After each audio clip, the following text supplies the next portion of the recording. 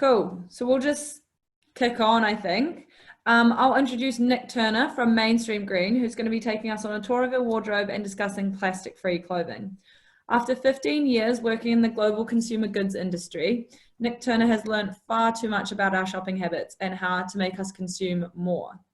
After a personal journey to live more lightly on the planet, she now uses that insight to inspire us to consume less.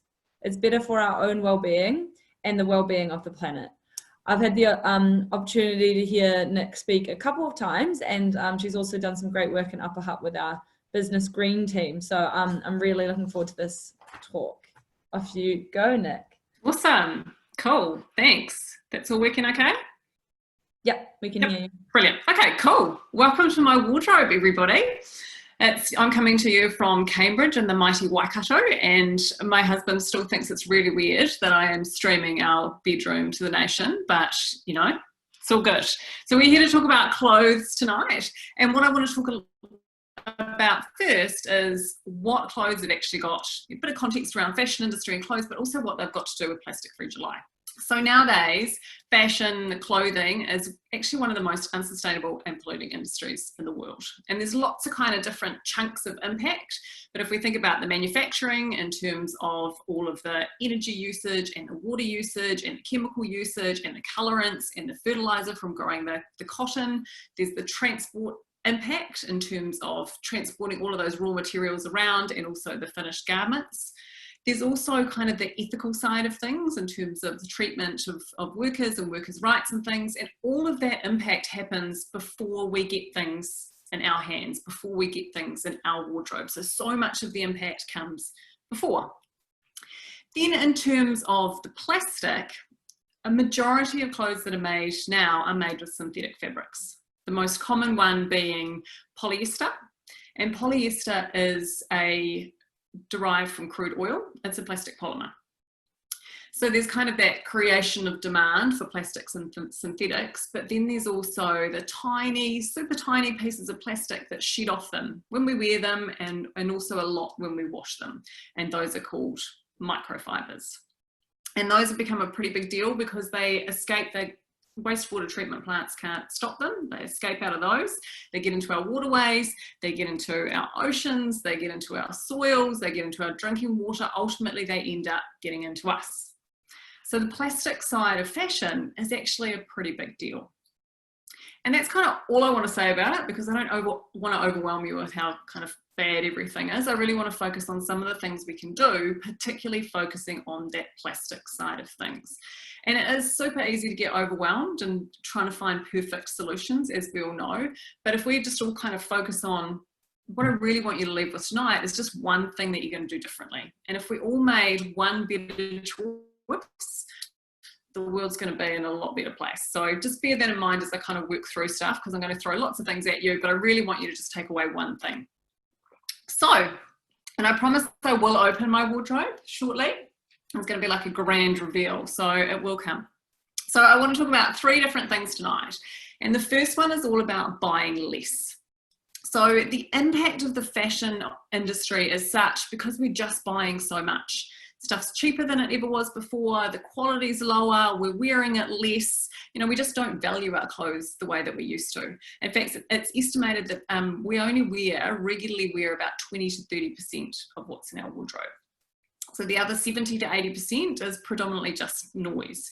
And kind of a few years ago, I kind of got all Marie Kondo on things and went through my wardrobe and just got rid of that 70 to 80% of stuff that I wasn't regularly wearing. And this is what my wardrobe looks like now. So you can get a bit of a feel for it there. That's the bulk of my clothing. So I do have one drawer that I have some other clothing in, which is kind of things like merino tops and singlets and a bit of activewear. But that is predominantly the clothing that I have. So that was a really big win. Like getting rid of that kind of 70 to 80% made life a whole lot easier, because it's the stuff that I love and it's the stuff that I wear all the time, and it cuts down on decision fatigue and makes it, I love everything in there, so it's not hard to choose what I want to wear. You'll notice there's a bit of a theme in terms of colours and styles. You know, that's been a big part of that journey as well, in terms of just knowing what I like and knowing hopefully what suits me and just sticking to that. But getting it down to that is just one step of the puzzle, really. And the potentially more important thing is, well, how do you keep less stuff coming in, right? That's obviously going to kind of create less impact. So creating less demand for stuff coming in, for less synthetic fabrics coming in, is going to be a win in terms of reducing plastic, right?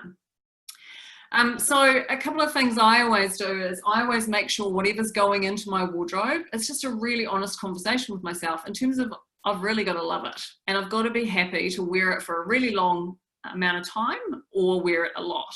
Most of the stuff, I averaged out the age of my clothes, and the average age of clothes in my wardrobe is about 7 years.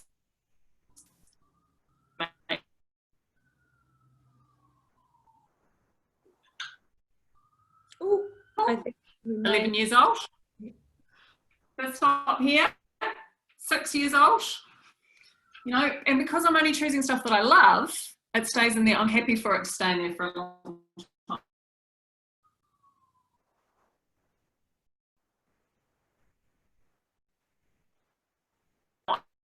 So I'm not sure if anybody else is having any sort of connection issues there with Nick. Yeah. Nick, we just lost you for a little bit. Okay, cool. It was a bit, but we saw some of your clothing. Thank you for that. No worries. Can you hear me now? Yeah, much better. I think maybe it was the moving around. Okay, cool. I will try and stay still then. All good. Okay, so a lot of people do get concerned if you sort of move, you know, to having less, that people are going to judge you for wearing this.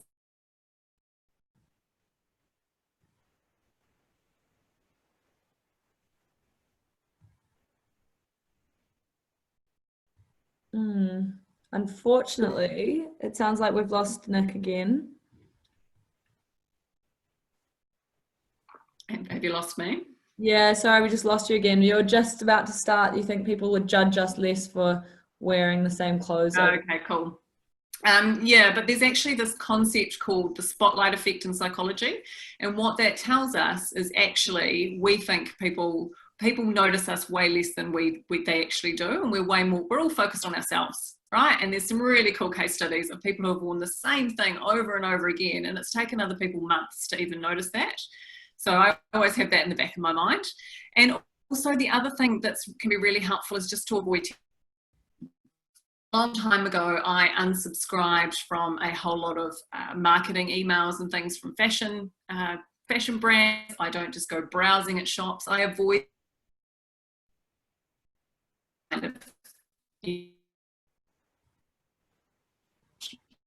may not need in terms of avoiding that temptation. Ethically Kate wore the same dress for a week and it was great. Exactly. People love it and it helps normalize it, right? So that's number one, less. Number two is buying differently. So buying differently, the obvious thing in terms of synthetic fabrics and fibers is to switch to buying natural fabrics and fibers. So things like linen and cotton and hemp and wool and merino. And we're super lucky in New Zealand, right? We've also got a local supply of it. If that's something that you're doing and you just want to be informed about it, always check the label, because sometimes they get, like a lot of merino now, the high performance merino has other stuff mixed into it. So just always check that if you want to make an informed decision. Also, I'm going to move. So let's hope that this. It is just a little bit, Nick. I think it's, I think it might be the weather as well, Karen pointed out. Very true. Can you hear me now? Yep. Yep. Cool. So the natural fibers have also come a long way. Like I remember wearing a lot of linen in the 90s and it needed a lot of ironing and a lot of care. This is one of my favorite tops now, which is actually a linen t-shirt. Wears really easily, washes really well. You know, the natural fabrics have come a really long way as well. And from a reducing plastic point of view, awesome, because if they're natural and I wear things, you know, till they've really had it, I can just throw things in the compost bin as well if they're totally natural. So that's a really good switch to make. Buying quality, awesome mantra for everything in life, but the same with thing. And when it comes to synthetics, generally, if you are buying quality, they will actually shed less microplastics, which is really, really good as well. Buying secondhand, there was a previous conversation about that as well. Again, buying secondhand, it's not going to change that microfibers issue, but it's really going to create less demand in the chain for all those new synthetics coming through. So that's a really great alternative as well. And sequins. Often we don't think about sequins, but sequins are tiny little circles of plastic. So again, a great thing to avoid if we can. So that's all about, we've talked about buying less, that was all about buying better. And the third one, which is my absolute favourite, is wash less your clothes, that is.